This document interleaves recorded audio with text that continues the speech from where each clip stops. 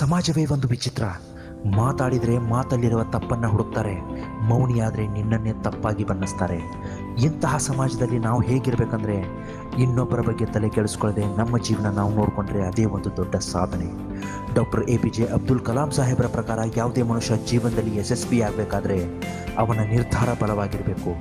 ಅವನ ನಿರ್ಧಾರವು ಬಲವಾಗಿದ್ದರೆ ವಿಫಲತೆ ಅನ್ನೋದು ಅವನ ಹತ್ರ ಕೂಡ ಸುಳಿಯಲು ಸಾಧ್ಯ ಇಲ್ಲ ಅಂತ ಹೇಳ್ತಾರೆ. ನಿನ್ನ ಗುರಿಯನ್ನು ಸಾಧಿಸುವ ಮುಖ್ಯ ಘಟ್ಟದಲ್ಲಿ ಕೆಲವರು ನಿನ್ನನ್ನು ತಡೆಯಲು ಪ್ರಾರಂಭಿಸ್ತಾರೆ. ಯಾಕಂದರೆ ನೀನು ಗೆಲ್ಲೋದು ಅವರಿಗೆ ಸ್ವಲ್ಪನೂ ಇಷ್ಟ ಇರಲ್ಲ. ಅದಕ್ಕೆ ಅವರು ಮೊದಲು ನಿನ್ನ ಕಾಲನ್ನು ಎಳೆಯುವ ಕೆಲಸ ಮಾಡ್ತಾರೆ. ನಂತರ ನೀನು ಅದಕ್ಕೂ ಜಗ್ಗದೇ ಇದ್ದಾಗ ನಿನ್ನನ್ನು ಅವಮಾನ ಮಾಡೋದಕ್ಕೆ ಸ್ಟಾರ್ಟ್ ಮಾಡ್ತಾರೆ. ಹೆಜ್ಜೆ ಹೆಜ್ಜೆಗೂ ನಿನ್ನನ್ನು ಅವಮಾನ ಮಾಡ್ತಾನೆ ಸಾಕ್ತಾರೆ. ಇಂತಹ ಘಟನೆಗಳು ಸಾಧಿಸ್ತೀನಿ ಅಂತ ಹೊರಡುವ ಪ್ರತಿಯೊಬ್ಬರಲ್ಲೂ ಕಾಡ್ತಾನೆ ಇರುತ್ತೆ. ಅಂಥವ್ರಿಗಾಗಿ ಕಲಾಂ ಸಾಹೇಬರು ಕೆಲವು ಮಾತನ್ನು ಹೇಳ್ತಾರೆ. ಅವುಗಳಲ್ಲಿ ಪ್ರಮುಖವಾಗಿ ಈ 2 ಕೆಲಸ ಮಾಡಿದರೆ ಸಾಕು. ನಿನ್ನನ್ನು ಯಾರೇ ಅವಮಾನ ಮಾಡಿದ್ರು, ನಿನ್ನನ್ನು ಯಾರೇ ನೋಯಿಸಿದ್ರು, ನಿನ್ನ ಗೆಲುವನ್ನು ಕಸಿದುಕೊಳ್ಳಲು ಯಾರ ಕೈಯಿಂದನೂ ಸಾಧ್ಯ ಇಲ್ಲ. ಮೊದಲನೇದಾಗಿ, ನಿನ್ನ ಕೆಲಸ ನೀನು ಮಾಡ್ತಾ ಇರು. ಮುಂದಿಟ್ಟ ಹೆಜ್ಜೆ ಯಾವುದೇ ಕಾರಣಕ್ಕೂ ಹಿಂದಿಡಬೇಡ. ಕಲಾಂ ಸಾಹೇಬರ ಒಂದು ಮಾತನ್ನು ಹೇಳ್ತಾರೆ, ಅದೃಷ್ಟದ ಮೇಲೆ ಯಾವತ್ತೂ ನಂಬಿಕೆ ಇಡಬೇಡ.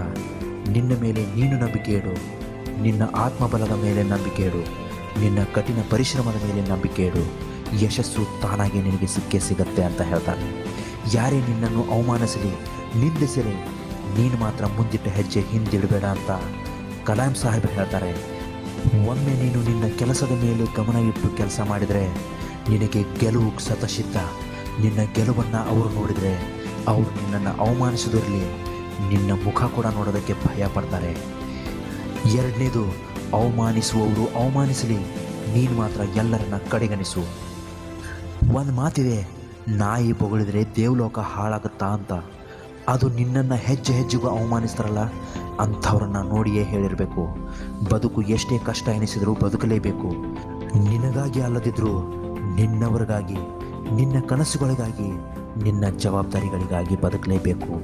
ಇಲ್ಲಿ ಯಾರು ನಿನ್ನ ಕಣ್ಣೀರನ್ನು ಗಮನಿಸೋದಿಲ್ಲ, ಯಾರು ನಿನ್ನ ಕಷ್ಟಗಳನ್ನು ನೋಡೋದಿಲ್ಲ, ಯಾರು ನಿನ್ನ ಸಂಕಷ್ಟಗಳನ್ನು ಕೇಳೋದಿಲ್ಲ.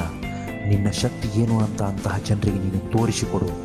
ಆತ್ಮವಿಶ್ವಾಸ ಮತ್ತು ಕಠಿಣ ಪರಿಶ್ರಮ ಸೋಲು ಎಂಬ ರೋಗವನ್ನು ಕೊಲ್ಲೋದಕ್ಕೆ ಅತ್ಯುತ್ತಮ ಔಷಧಿಗಳಾಗಿದೆ. ಅವು ನಿನ್ನನ್ನು ಪ್ರಪಂಚದಲ್ಲಿ ಉತ್ತಮ ವ್ಯಕ್ತಿಯನ್ನಾಗಿ ಮಾಡುತ್ತೆ.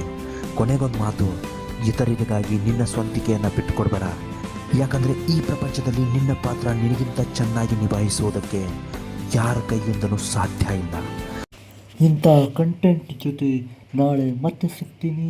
ನಮ್ಮ ಚಾನಲನ್ನು ಸಬ್ಸ್ಕ್ರೈಬ್ ಮಾಡಿ, ಶೇರ್ ಮಾಡಿ, ಲೈಕ್ ಮಾಡಿ, ಕಮೆಂಟ್ ಮಾಡಿ. ಓಕೆ ಫ್ರೆಂಡ್ಸ್, ಬಾಯ್.